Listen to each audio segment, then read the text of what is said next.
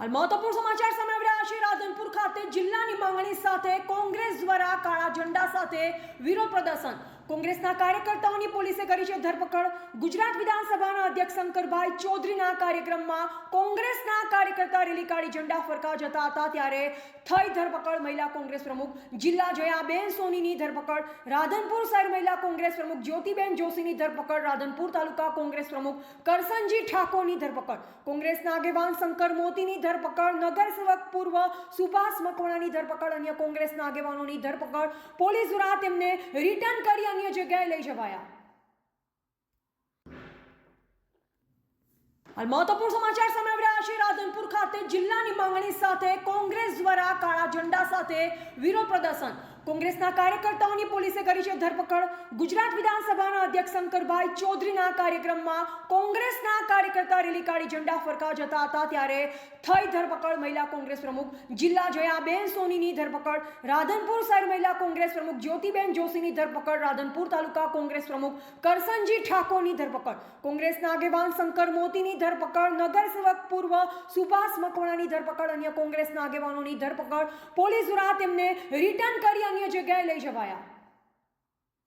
આજે અમે રાધનપુર ખાતે મોદી हमसे डरता है पुलिस को आगे करता है શાંતિપૂર્ણ અને ગાંધીજીને માગીએ તો કે રાધનપુર તાલુકાને જિલ્લો જાહેર કરે એવી માંગ સાથે અમે અહીંયા બેઠા હતા। અરે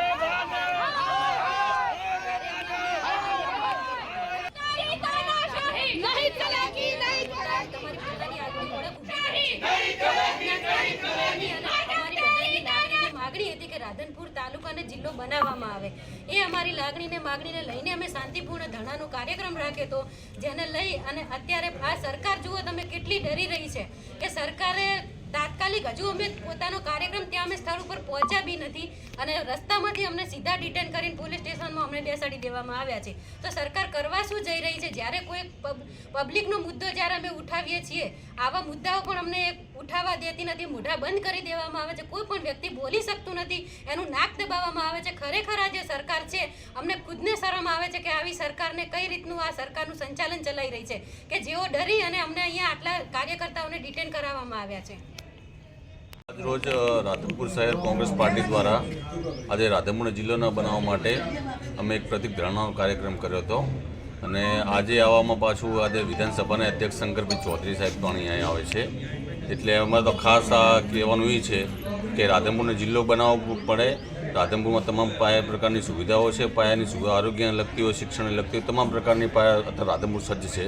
તો રાધનપુરને જિલ્લો ન બનાવી અને રાધનપુરને મોટો અન્યાય કર્યો છે તો એ બાબતે અમે સમગ્ર કોંગ્રેસ પક્ષની ટીમ, મહિલા કોંગ્રેસ પક્ષ તેમજ ચૂંટાયેલા સદસ્ય, પૂર્વ સદસ્યો તમામ આજે એક પ્રતિક ધરણા કાર્યક્રમ કર્યો હતો। તો આજે આ બાબતને પોલીસને તેમજ રાજ્ય સરકારને જાણ થતાં અમારા લોકોની તમામની ધરપકડ કરવામાં આવી છે અને અત્યારે અમને રાધનપુર પોલીસ સ્ટેશનમાં અહીંયા બધાને તમામને ધરપકડ કરીને અહીંયા ગોંધી રાખેલ છે। શું નામ તમારું? સુભાષભાઈ ભોજાભાઈ મકવાણા, રાધનપુર નગરપાલિકા પૂર્વ કોર્પોરેટર।